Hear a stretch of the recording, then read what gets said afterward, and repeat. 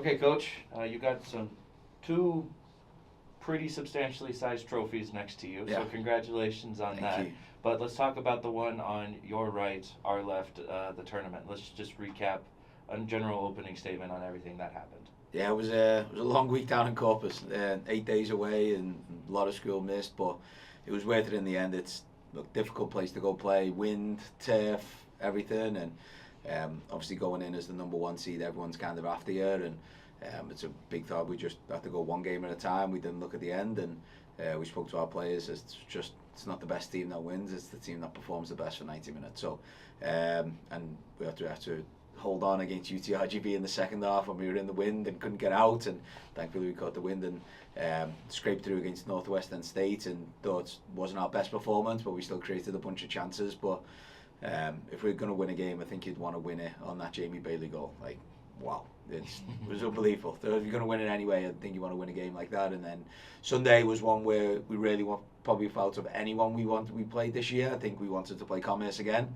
I think the first game we didn't felt like we deserved to get beat, and they had scored from 2 set pieces, which is fair play to them. But yeah, our players were really up for that one. So so we're happy that we kind of put that one right, and obviously one ended up being in the championship game, but championship game trophy and everything afterwards. But our player was more excited about putting that result right.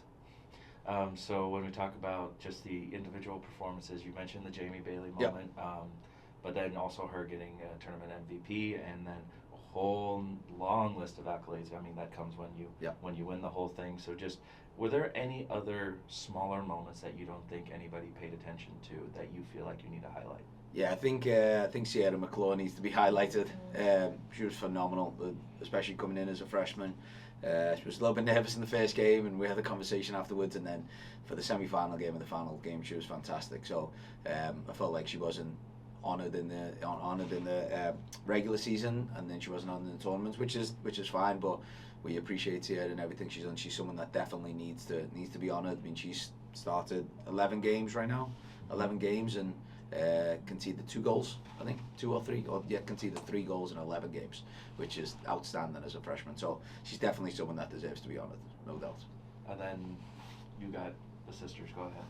Yes, so Aaron and Ella Morgan made Southland Tournament history. We are assuming, because as far back as we can tell, there has been no sister duo that scored a goal in the same match, and they were able to do that in the opening round against UTRGB. So with Erin coming in now as a first-year transfer and getting to play with her sister, how big is that to have that dynamic duo there? No, they're fantastic. I mean, especially Erin was another one who we didn't felt like got the recognition that she deserves, and she's someone who goes very understated because she's not someone that gets on the stat sheet a lot, and then she goes and scores 2 in the tournament. So it's something that is very, very well deserved in there. Especially when she come in, we were playing them both as centre backs, and then we moved Erin into midfield, and she's been phenomenal. So yeah, they have a sister-like relationship that's fun and at times, and then can be frustrating at times, but that's what sisters do. So no, they're fantastic people, and we're super excited to have them here. Both very different people, both very different qualities, but both absolutely brilliant in their own way, which is something that we appreciate, and we appreciate having them here. Yeah, Hunter talked about all the accolades, so just to recap for everybody that if you've been living under a rock, this is what SFA Soccer has done this year. You won Coach of the Year. We had 5 Jacks earn Southland superlatives between Freshman of the Year, Midfielder of the Year, all that stuff. You had 7 named to first team. You had 1 named to second team. 6 were named to the all-tournament team on top of Jamie Bailey. What does that say to your whole team production?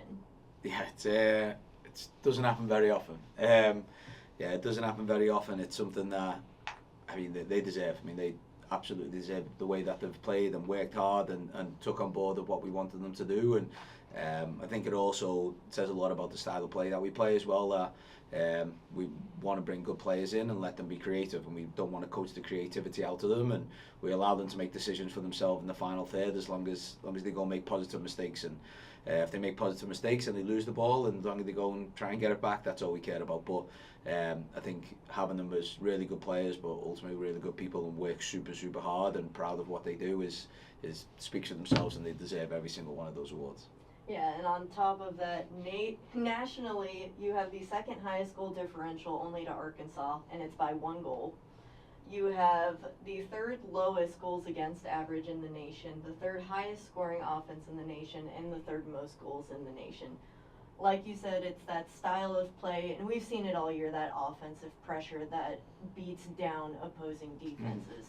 But you also have a defensive line that doesn't let anything pass them. So what do you say to the defensive effort that doesn't get on the stat sheet as often as it should? Absolutely. I mean, the first week in pre-season, right throughout the spring, it was we have to be set up well, and we have to not concede goals, because there's going to be games like there was this year against Northwestern State, against Commerce, where we're at times we're just going to miss chances, and those happen, and we have to be able to be good and keep clean sheets, and we will get one eventually with the quality that we have up top, but there's going to be games where we're going to struggle and it just doesn't quite click, and that's just the nature of sports, and so we have to always be good defensively, and it's not just the back line and the goalkeepers and Lydia and Sierra playing in there, and the back line that's been there for a long time. It's all the tactics from all the team and how hard they work and channel balls in there. And Lily and Cam, who both of the nines, they haven't got recognition much either. And in the way that we defend, that 9 really doesn't get recognition, but they set everything up, and it's really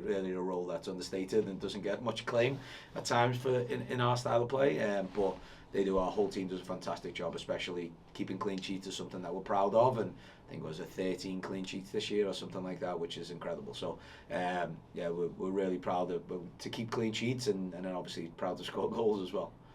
So before we go into Friday, because this is still the run, an amazing run, for you personally in your professional career, where does this season rank for you so far?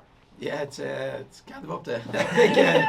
I mean, being a first year head coach and being in college and club and for a while, I think no matter me or anybody else, whether you've been coaching for a first year head coach or you're the 35th year, if you do a double and go to the NCAAs, I think that's a year that would be memorable for anyone in the country. So I don't take it lightly in what we've done here, and it's not just me. Obviously, it's the staff and the players that. I'm only in this position. You're only as good as your players, and you're only as good as your staff. So I think I'm very, very humbled and honoured to have those people play for me, and I'm kind of with them in that, and we're all in it together. So, but it's an amazing feat, something that hasn't quite set in yet. I think once the season's all said and done, hopefully that's a long time away from now. But once the season's all said and done, it's kind of we'll hit home. But right now, it's just. Yeah, all about Friday. Well, you've definitely represented Lumberjack program since you've got first announced. So personally, well done. I'm very proud of you. Now on to Friday. Heading to Fort Worth against the number 5 seeded in the region for TCU. Solid program, 16-3-2 overall. Just preview that matchup and what you've been able to scout from them so far. Yeah, fantastic team. I've obviously been Oklahoma State. I've knew Eric, Kiggy, Tom. Those guys for nearly 10 years now, so I know the kind of program that they've built there, and how long it took them to actually build the program and what it is today. I mean, they're the top 10 program in the nation consistently over the last 5 or so years. So play really fantastic stuff and a really nice style of play, and but we're going to go out and get a game plan together that's going to make it difficult for them, and then still play into our principles and cause them problems when we want to play as well. So it's not something that we can just walk on and play and then knowing that the quality that they have, but it's definitely something that we know. Since tournament football, it's not going to be the best team that wins, it's the best team that performs, and we're going to try to perform our best, and whatever happens at the outcome. But we'll put a good game plan together, and we'll hopefully cause them some problems. And I think there'll be solidly 2 chances for Jack Nation to come out before you leave. We'll announce social media details. I think there'll be a send-off for you guys, and then obviously being there in Fort Worth on Friday it's already a purple battle, but so you can wear purple, white, black, whatever you want, as long as it has the SFA logo. But anything you want to say to Jack Nation before this interview concludes? No, absolutely. Thank you so much for the support this year. Not only myself, the players, the staff, and all the administration know it as well. Thank you all for your support, and hopefully you can give us a good send off and be a big support and help us get over the line in Fort Worth. All right. Thank you for your time, Coach. Excellent.